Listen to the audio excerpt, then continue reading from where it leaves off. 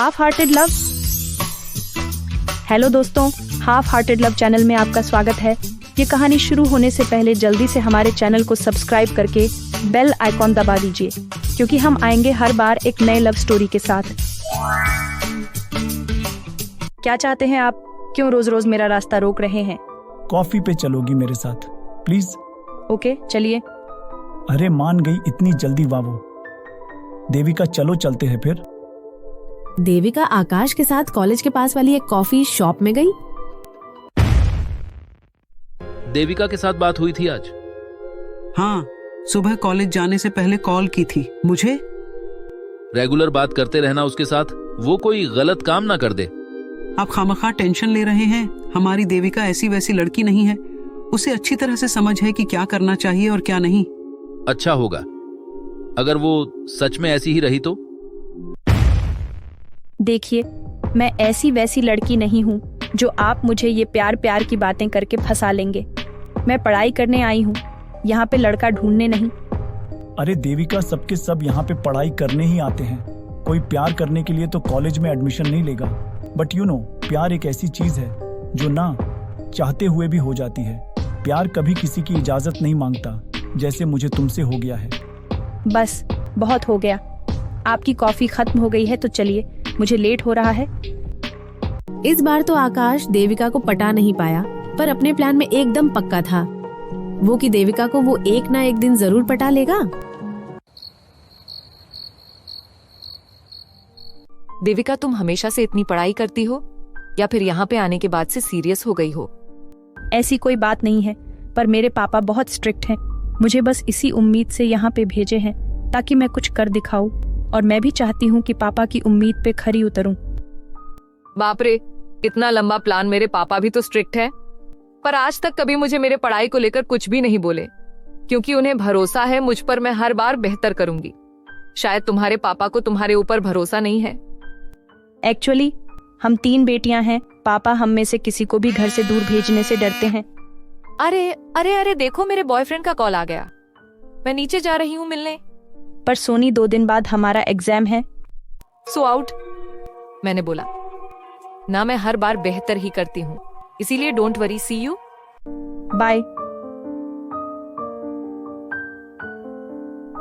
पता नहीं ये प्यार प्यार के चक्कर में पड़ के ये सब पढ़ाई से डाइवर्ट नहीं हो जाते। कैसे मैनेज करते हैं 2-2 चीजें एक साथ। कॉलेज में देविका आकाश को रोज देखती थी, पर आकाश देविका को भाव नहीं देता था, क्योंकि उसे अच्छी तरह से पता था कि किसी लड़की के पीछे ज्यादा भागने से खुद की वैल्यू कम हो जाती है। देविका को भी कोई इंटरेस्ट नहीं था कि वो आकाश के साथ बात करे। वो तो बस अपनी पढ़ाई को लेकर सीरियसली थी। फिर एक दिन आप सबको एक्साइटमेंट होगा ये जानने के लिए कि सेमेस्टर के नोटिस बोर्ड में 3 स्टूडेंट्स के नाम छोड़कर बाकी सबके मार्क लिस्ट शेयर कर दी गई है, और वो 3 स्टूडेंट्स इसी बैच के 3 टॉपर्स हैं। फर्स्ट पोजीशन में देविका यानी कि इस सेमेस्टर की टॉपर, सेकंड पोजीशन में सोनी और थर्ड पोजीशन में प्रीतम। वोट, मैं सेकंड पोजीशन में और ये देविका फर्स्ट पोजीशन में, पर कैसे है?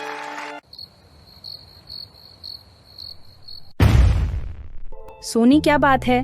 तुम इतना अपसेट क्यों हो? क्या हुआ? अपसेट नहीं तो मुझे तो बस घर की याद आ रही थी। मुझे भी रिजल्ट आने के बाद घर जाने को बहुत मन करता है ना, पर पता नहीं कब छुट्टी मिलेंगे। पर तुम तो हमेशा से बोलती हो कि तुम्हें घर की याद नहीं आती, फिर आज अचानक से? अरे बाबा, कुछ नहीं, बस कुछ पर्सनल बातें हैं, जाने दो।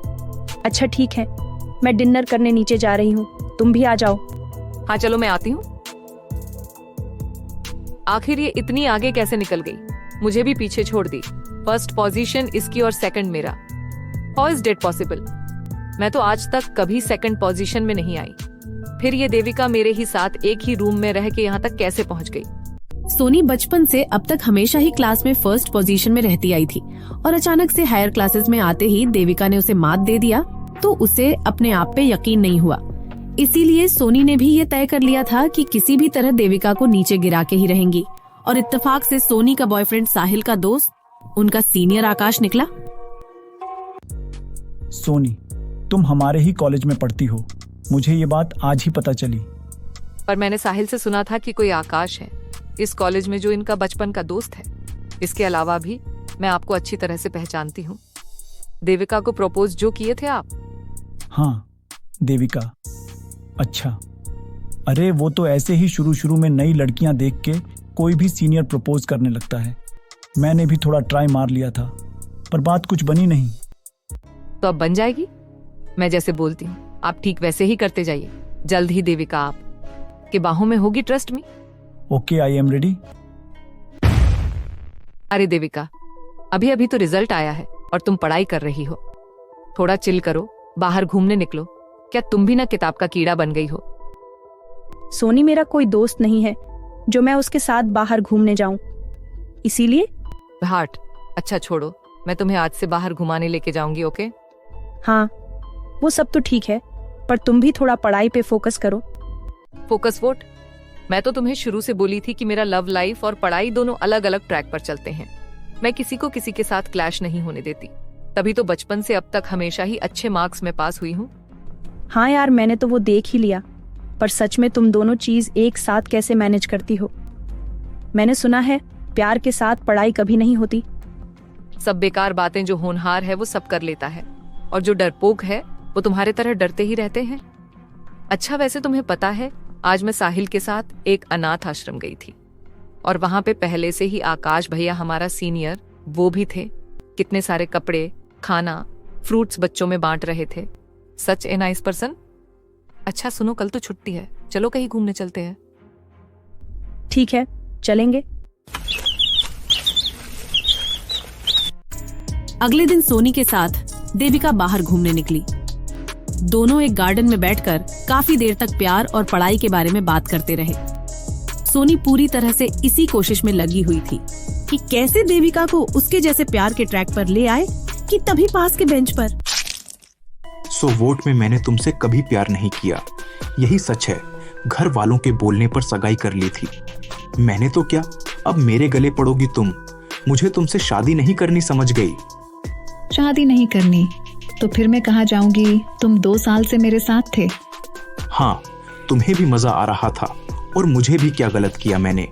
अब मेरा पीछा छोड़ो प्लीज, मुझे तुम्हारे साथ आगे और नहीं रहना। मैं बोर हो चुका हूँ। ऐसे मत बोलो, मैं तुम्हारे बगैर जी नहीं सकती, मर जाऊंगी मैं। तो जाओ मरो, मुझे तुम्हारे जीने मरने से कोई फर्क नहीं पड़ता। देखो, हम दोनों को एक दूसरे की जरूरत थी, अब जरूरत पूरी हो गई भगवान के लिए।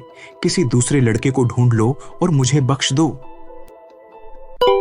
विक्की, तुझे तो भगवान कभी माफ नहीं करेंगे, पर उससे पहले मैं तुझे नहीं छोड़ूंगा। आकाश, तू कौन होता है हमारे बीच बोलने वाला? स्नेहा मेरी बहन लगती है, उसकी जिंदगी बर्बाद करने वाले को मैं ऐसे तो नहीं जाने दूंगा। क्या कर लेगा तू? हाँ कुछ नहीं, तुझे बस सेक्शन 375 के जुर्म में अंदर करवा दूंगा। सेक्शन 375 यानी कि रेप। क्या आकाश विकी और स्नेहा के बीच में सब सही कर देगा? इस सबसे देविका के मन में क्या बदलाव आने वाला है, और सोनी का ये खेल कितनी दूर तक चलेगा? जानने के लिए देखते रहिए प्यार और किस्मत का अगला एपिसोड।